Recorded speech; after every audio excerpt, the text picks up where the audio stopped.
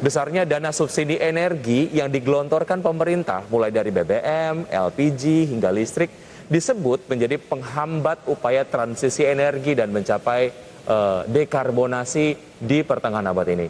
Di masa awal pandemi, negara G20 mengucurkan sekitar 318,84 miliar US dollar untuk penyokong energi fosil.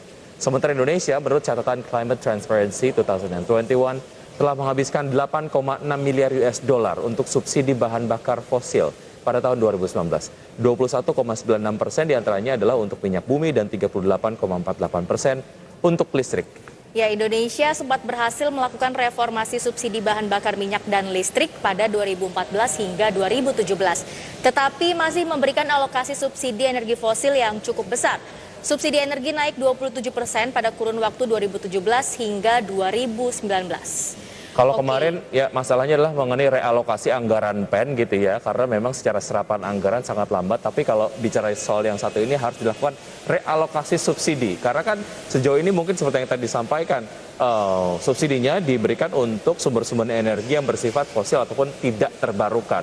Tapi sekarang kan memang kebutuhan untuk energi baru terbarukan itu meningkat, artinya perlu dilakukan subsidi atau mungkin diberikan insentif supaya terjadi percepatan lah dalam hal penyebaran produksi dari energi baru terbarukan ini. Oke, soal isu viral kita yang kedua nih, Wiki dan juga pemirsa, ada komentar dari netizen yaitu dari Aidil Dharma. Kalau nggak disubsidi, rakyat kecil hidup susah Pak, harga-harga akan merangkak naik. Masa iya uang subsidi negara mesti dibelikan wind turbin atau solar panel? Oke, wind turbin dan solar panel ya. Kemudian ada tarif listrik dari sampah kan bisa. Sampah kita kan banyak banget. Bisa ngurangin PLTU batubara sama PLTD PLTS juga bisa dibanyakin sumber daya sebenarnya. Kalau listrik yang agak berat ya transportasi, mindsetnya harus diubah ke transportasi umum katanya, karena ini berkaitan dengan sumber energi bahan bakar fosil tadi. Oke, gitu soal sampah itu saya juga pernah baca, Wiki, kalau ternyata sampah itu memang bisa diolah, nanti bisa jadi satu energi yang bisa kita gunakan. Contohnya mungkin sampah-sampah dari sisa peternakan gitu ya, kalau diolah itu kan bisa jadi gas.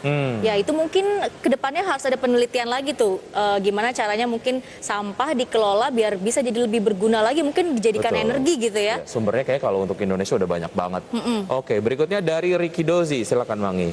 Oke, ini berikutnya dari Ricky Dozi, EBT nanti listrik tambah mahal pula. Nah, lo ini juga masih menjadi pertanyaan ya, gimana nih nanti? Karena gini, kalau ngomongin soal tugas dari pemerintah yang memang menjadi tugas dari pemerintah sendiri. Tapi ketika misal bisa berkolaborasi dengan pihak swasta, kan mereka banyak banget nih program-program CSR-nya, uangnya banyak gitu ya.